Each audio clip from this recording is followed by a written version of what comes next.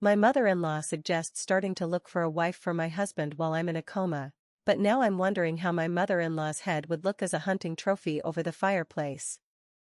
A couple of weeks ago, I finally woke up after being in a coma for a month following a car accident. It was horrible. I'm injured all over my body, but I'm slowly recovering, and fortunately, my life was saved. Unfortunately for my mother-in-law, I came back from the dead and have returned to haunt her. I could have come back as a ghost, but I'll admit I like this way better. Anyway, as I said, I'm recovering now, and my husband has been visiting me and staying almost every day at the hospital. He even did when I was in the coma, according to the nurses. I'm still in the hospital because of my injuries and everything, but in a couple of weeks, I think I'll be ready to go home, and, if the doctor allows it, maybe even kick my mother-in-law's butt. I want the doctor's go-ahead not because my health is more important than kicking her butt, but because I want to have 100% of my strength to do it. Obviously, I'm very happy with my husband, and the rest of the family has also been coming to visit me. Let's start with when I found out about my mother-in-law's plotting while I was in a coma. During the first few weeks, I didn't notice anything, but then I began to realize that my mother-in-law hadn't come to see me. We've never gotten along wonderfully, but I still would have expected her to come visit, if only to keep up appearances. I've been with my husband for 7 years, married for 4, and she has always been against me. I think she's just insecure about me or something, although the list of things she doesn't like about me is pretty long, from the fact that I work, to the fact that I don't have kids. She doesn't like that I have my own business that I devote more time to instead of staying home and trying to have children, and she doesn't like that my business is more successful and earns more than my husband's salary. But my husband doesn't care, so she should care even less, and yet here we are, with an enraged mother-in-law because I'm not like her work of art, as she sometimes calls it, because she sees him as her creation. Yeah, my husband thinks that's weird, so you can think it's weird too. Things got worse over the past few years because now I'm in my late 30s, and according to her wishes, my time is running out. She's desperate, but she's the kind of person who just won't accept it, and she's been trying to convince both me and my husband to try to have children because otherwise I'll go to hell or something like that. I'm sorry, but I've stopped paying attention when she talks. Maybe she said something else, I don't know, because my brain just goes into autopilot mode when she's speaking. It's like when commercials come on TV and you start thinking about something else. Anyway, those are some of the reasons why I've never liked her, and she's never bothered to hide the fact that she doesn't like me either. I've never bothered to pretend to like her, so I didn't really notice that she hadn't come to visit me, even after I'd had such a terrible accident. But little by little, I started thinking about it, and eventually I asked my husband. Honestly, I didn't really care that she hadn't come to see me, it made no difference to me.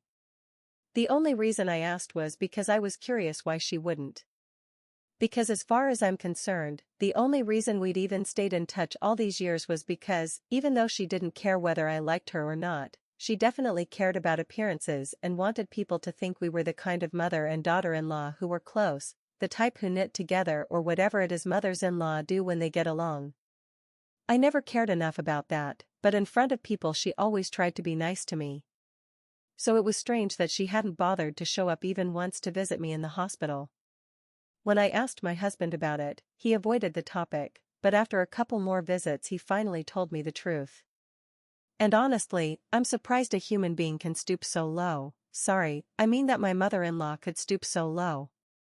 Apparently, 3 weeks after my accident, while I was in a coma and my husband was starting to lose hope, my mother-in-law tried to set him up with another woman.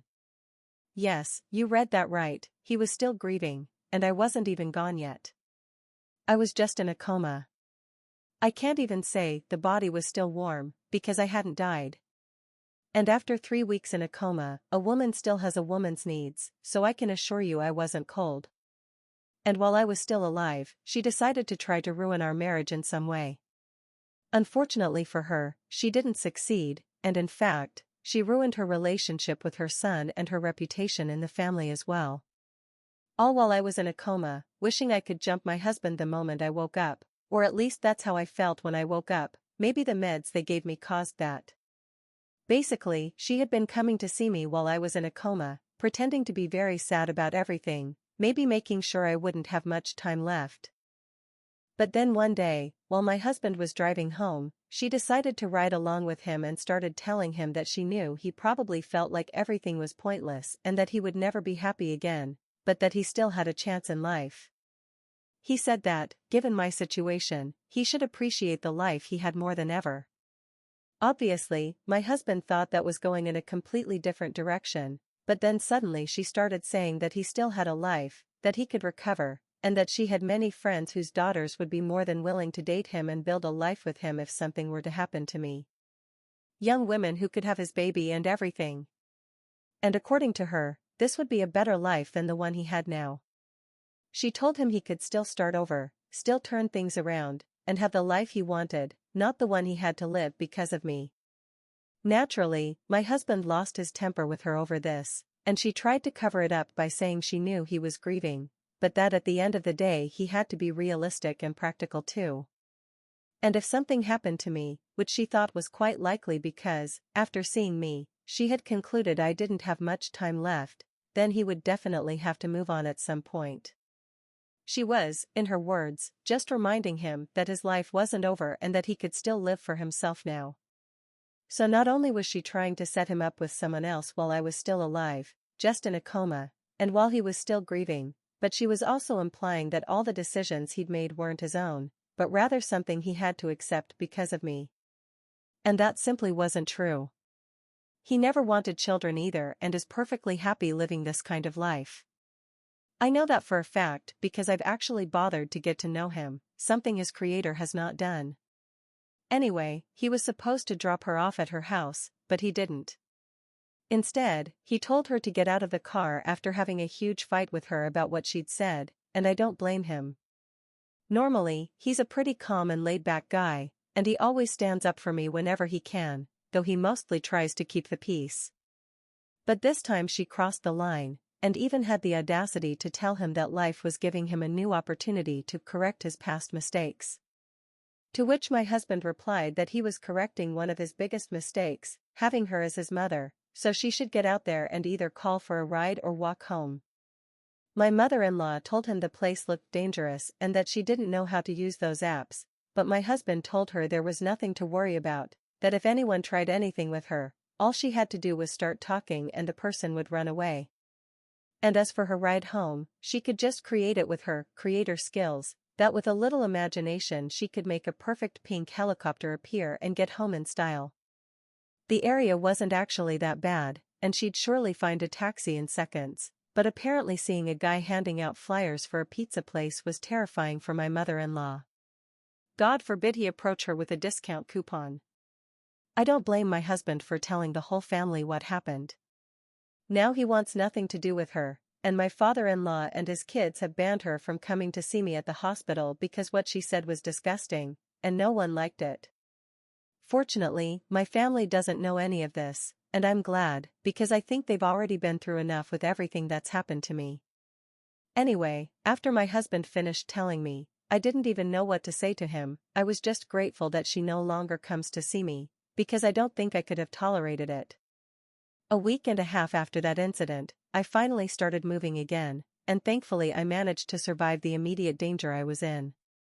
But after hearing this, I told my husband I wanted to speak to his mother, because I felt I'd had enough and had the right to let her know what I thought about all this. I thought he would fight me on it. I thought he'd say I needed peace and quiet and shouldn't bother myself. But instead, he told me to go ahead, to give his mother both barrels. He just asked me not to overexert myself. So, my plan of waiting for her behind the door with the force stand was scrapped. I didn't even bother looking up its name since it wasn't going to be the murder weapon. Yesterday afternoon, I called my mother-in-law, and she answered immediately. She started asking how I was and saying she'd heard I was feeling a little better now, and that she intended to visit me. But she said she was busy with things. I see, with what things, old hag from the underworld? Obviously, she was trying to be all sweet with me, but it was that kind of spicy sweet where at first you think, okay, this isn't so bad, and then you want to spit it out because it's the most disgusting thing you've ever tasted. I told her, all right, let's stop pretending. We're just talking, you and me, person to wretched creature. I told her I knew exactly why she hadn't come to see me, and it definitely wasn't because she was busy, it was because no one wanted her anywhere near me, especially after what she'd tried to do a couple of weeks ago. That people thought they were protecting me, but all they were actually protecting was her, from what I'd do to her. Or maybe they were protecting me from ending up in the electric chair. I told her she was one of the most horrible, despicable, and repulsive people I'd ever had the misfortune of meeting, and that was before I'd even started talking about what she did while I was in a coma. She had 3 options now. Disappear from my life so I wouldn't be reminded that I want to put her in a coma, or worse. Experience my plan to crack her head open with a baseball bat. Die before I find her, because it's not going to be pretty. Of course, I wasn't actually going to do any of that, but she didn't know that, which worked just fine to give her the scare of her life. I blocked her, because I didn't want to have anything to do with her, and I didn't want the homicidal thoughts to come back. But my mother-in-law either wasn't afraid of me or didn't think I was capable of doing these things, because this morning I got an email from an address I didn't recognize. The moment I opened it, I knew it was her. Basically, she was telling me she was very upset about the things I'd said, and that she had already apologized several times for what had happened with my husband. She said it wasn't fair, because she thought I wouldn't survive and only wanted to think about what was best for her son in the end. If I were dead, she said, I wouldn't be offended if my husband dated other women. She claimed she was just trying to be practical and wanted him to know it was okay to move on, and that was all she wanted. She said she was really hurt and surprised by how everyone was reacting, because I'm not actually that kind of person and people should know that. But instead, we've decided to cut her off, and she simply doesn't understand why we're acting like she's some huge villain in our lives, rather than just someone who has been a little misunderstood. I called a nurse and asked if the hospital gift shop sold firearms, because at this point I had my mother-in-law in my crosshairs and needed one. She just took it as a joke and said sometimes her MIL could drive her to that point too, but I wasn't joking. I had my husband read that email as well, and then I told him everything I'd said to her on the phone. I still can't leave here, I'm stuck in this hospital bed, but when I do, the mother-in-law hunting season will begin. I'm only writing this to try to calm down, because despite all the sedatives and painkillers they're giving me, I think I could go head-to-head with a rhinoceros right now and knock it out in one hit. Edit, I'm stable enough to type and do some light work, but still not strong enough to lift an M16, my chosen weapon for MIL hunting. If I were to marry again, and things went well, I'd get myself a trophy to hang on the wall of a summer home we might buy in the mountains one day. Update 1, don't worry, I'm not going to kill my mother-in-law, at least not until I figure out a way to get away with it. It's a shame there isn't a subreddit for making MILs disappear where people could share tips and the FBI was banned. For now, we're going to remove her from our lives, in the loose sense of the word. She's despicable, to put it mildly, and we want nothing to do with a person like that. My husband had already made that decision when all of this happened, and the rest of his family isn't very happy about what she did either, so we're not the only ones who want to keep her away. Although, as far as I know, the only one with homicidal tendencies is me. Recently, when my husband and his family were all together, I told them I was really happy that they had also decided to stand up for me. I'm sure it couldn't have been easy for them, because she's their direct family member and I'm just his wife, it's not easy to go against one of your own. But this time, my father-in-law, my husband's older brother, and his sister have all decided to take a stand against her. They won't cut her off forever, they just want her to sincerely apologize to me. But she has refused. But maybe she's just afraid of being in the same room with me. She said she only told all that to my husband out of a sense of duty and practicality, and that she's not going to apologize for it. She insists it's ridiculous to even expect her to apologize for something every mother would do, look out for her son. But deep down, I know she must be scared to death. Honestly, I'd take the chance now that I'm weak. What's the worst I could do to her in a hospital? It's not like I could do much, maybe take the spoon from the jelly they served me last night, sharpen the tip on the bed frame, and jab it into her eye when she visits, but nothing more than that. No, it's not like I'm lying here thinking up possible scenarios where, after she falls to the floor, I pounce on her and bash her head in. Not at all. I'm a gentle person with large amounts of drugs in my system, full of feelings of love and peace. So yes, she definitely doesn't want to apologize.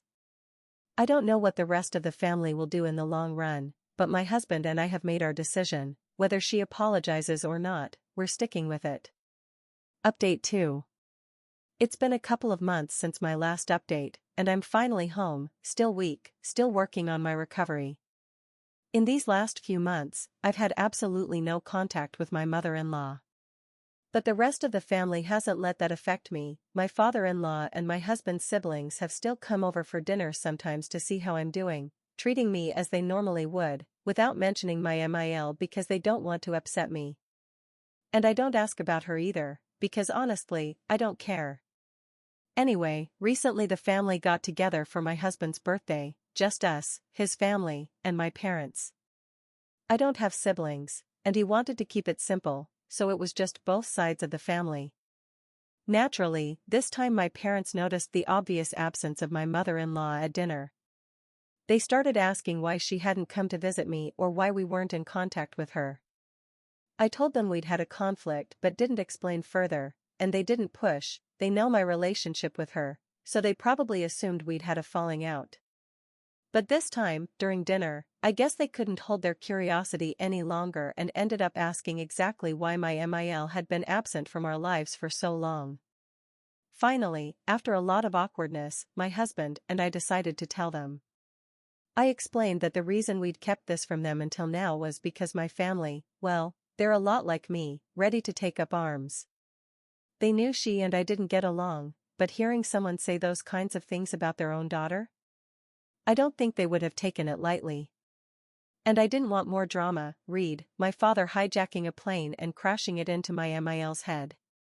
They were beyond furious, naturally, and told me I'd done the right thing by not telling them sooner, because they'd probably be doing taxidermy on my MIL right now. My father-in-law and my husband's siblings also apologized, even though it wasn't their fault. We had to tell them it was fine, and that my dad wasn't serious, that it was just part of his humor. A little white lie, to keep my husband's side of the family from going crazy if my MIL took too long in the grocery store. They finally mentioned what my MIL had been doing these past months, which I didn't know, but was interesting to hear. Apparently, after fighting with her own family, she was obviously very upset, so she decided to take a break from everyone and went to stay with her brother for a couple of weeks. She was probably hoping that everyone would realize their mistakes and apologize to her for treating her badly, or something like that, and that they'd call her back so she could return. But that didn't happen, because everyone knew this was her fault. Nobody was going to feel sorry for her, given the situation, since she'd created it herself. Eventually, a few weeks turned into a couple of months. And although at first she tried to keep in touch with her family through messages, phone calls, and emails, in the last few weeks there's been nothing but silence. Naturally, my father-in-law got a little curious and almost called his brother-in-law, my MIL's brother, to ask what was going on, but he knew that was exactly what my MIL wanted, so he didn't. Eventually, her brother ended up calling my father-in-law, telling him she was very disappointed that no one had bothered to contact her in the last few months, no one had visited her, and no one had asked her to come back so everyone could make things right with her. Now she had started to feel that maybe the rest of the family didn't care about her, and only cared about me and my feelings. Her brother told them that because of all this, she had decided to leave. She wasn't going to file for divorce or anything, but he was helping her find an apartment a bit farther away from everyone. She wasn't even going to tell them where she lived so they couldn't find her, because she just wanted to be alone. So, at first it was her decision to leave everyone alone. Now she was choosing to stay away from them, and apparently she had told her brother to pass along the message that she never wanted to see any of these family members again, because clearly they didn't care about her at all. When my husband's family told me all this, it literally took everything I had not to laugh myself back into a coma, because it was so obvious she was just being dramatic for attention. She just wanted people to sympathize with her, to present herself as a victim, even though she's the one who said such horrible things about me. Anyway, for now, Everyone has agreed that until she comes to her senses and comes back on her own, no one will reach out to her. We know she's hoping people will beg her to return, but no one's interested in doing that. She'll grow old waiting. After everyone left, though, I had a talk with my husband, and he told me he was actually pretty upset with the whole situation regarding his mother. Update 3. It's been 2 years since my last update, and I've recovered pretty well. Of course, nothing will ever be exactly the same as before, but I'm okay. I've regained mobility, though I no longer drive. Most importantly, if I want to leave the house, I can do so without trouble. It's just that, after what happened, driving is too much for me right now. For now, I take taxis, public transport, or let my husband drive me. I'm just not emotionally ready to get behind the wheel again. Aside from that, things with my family and my husband's family have been going well, just like before. In the last 2 years, there's been no attempt by my MIL to contact her own family. At this point, everyone's gotten used to the fact that she doesn't want anything to do with them. I guess she's moved on with her life. My father-in-law is now planning to file for divorce, because at this point, there's no reason to stay married to her. That's what made me remember this post and write this update. During this time, he's just gone on with his life, but now he says it's time to make it official, because his wife has left, and it won't be difficult, since she abandoned their home, which makes the paperwork much easier. It's funny, really, she left thinking we'd all run after her. As far as we know, no one in my husband's immediate family has had direct contact with my MIL. We know my FIL hasn't, and we haven't asked his siblings, but we basically believe it's the same for them. Update 4. Today I want to close my story by telling you that my FIL has successfully divorced my MIL, and this is the end. My MIL contacted him during the divorce to complain that he had done nothing for her, but my FIL couldn't have cared less about answering or anything else. He wasn't going to be her husband anymore, so why waste the time? The good thing for my FIL is that since she left and abandoned him, she couldn't claim any of his assets or demand a 50-50th split. That's why my FIL kept the family home and his savings, while my MIL kept her own savings, which is what she took with her when she went to live near her brother. There are more legal technicalities to that divorce, but the important thing is this: evil MIL, gone from our lives. She screwed herself over by abandoning my FIL. I won't lie here, because I like you all too much. I had already pictured what my summer house would look like, and the trophy I'd hang over the fireplace. It would almost have been worth a couple of decades in prison for that trophy. I don't think so, but it would have looked so nice. Even at Christmas, we could have put lights on my MIL's head, and it would have looked so warm and festive. I could drink my hot chocolate and remember the time she tried to find my husband a wife while I was in a coma.